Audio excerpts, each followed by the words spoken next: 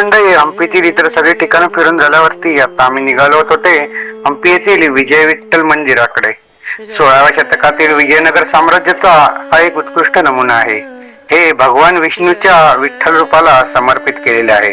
तुंगभद्रा नदीच्या काठी वसलेले हे मंदिर त्याच्या पाषाणी रथ म्हणजे स्टोन चॅरेटल आणि संगीत स्तंभांसाठी म्हणजे म्युझिकल पिलर्स यासाठी जगप्रसिद्ध आहे. युनेस्कोचे जागतिक वारसा स्थळ असलेले हे मंदिर द्रविड स्थापत्य कलेचा उत्तम नमुना आहे.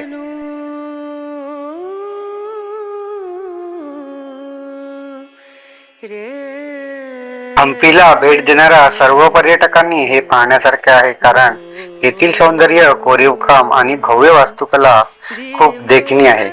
दक्षिणेकडील तीरावर वसलेले हे मंदिर मूळ दक्षिण भारतीय द्रविडियन मंदिरांच्या स्थापत्य शैलीचे प्रतिनिधित्व करते.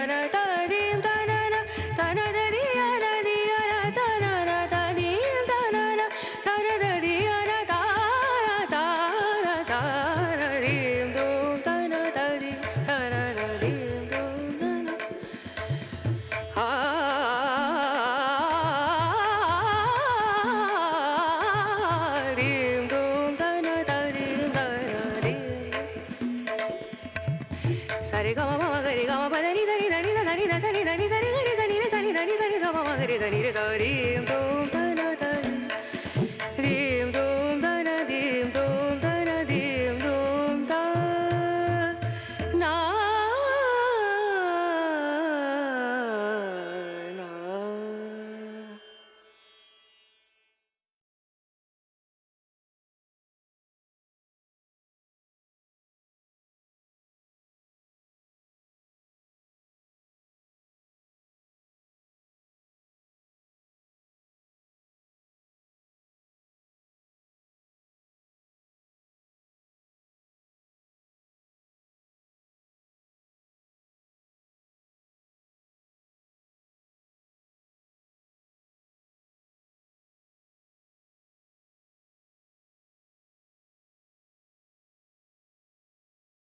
विठ्ठल मंदिर राजा देवराय द्वितीयच्या कारकिर्दीत बांधले गेले होते आणि हे मंदिर विजयनगर साम्राज्याने स्वीकारलेल्या शैलीचे एक प्रतीक आहे.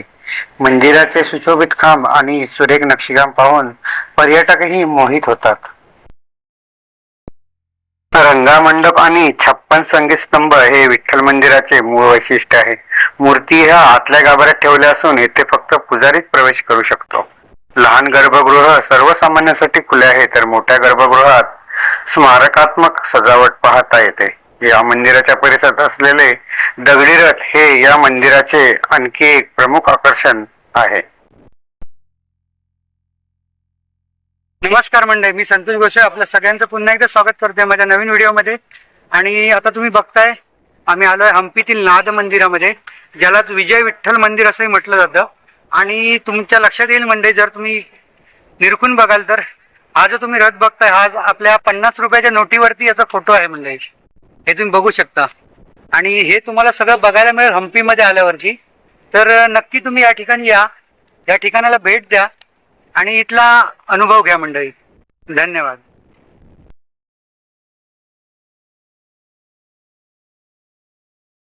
इथलं वैशिष्ट्य म्हणाल मंडळी तर मंदिराच्या पूर्वेस असलेला हा रथ वजनाचा असूनही त्याच्या दगडी चाकांच्या साहाय्याने तो हलविता येतो.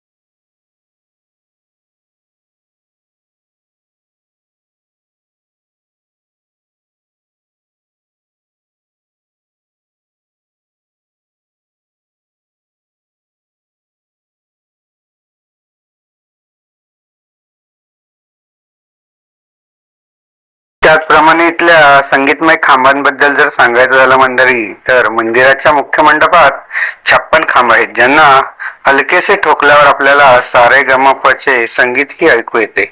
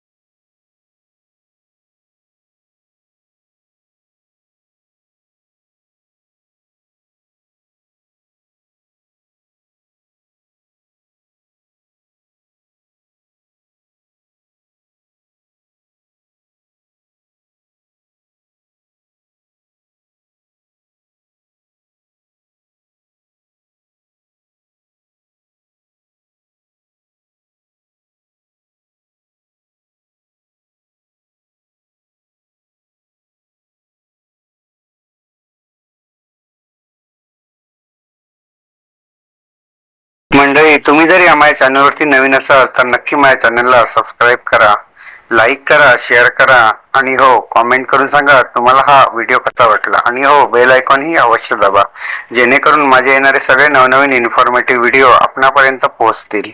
धन्यवाद मंडळी.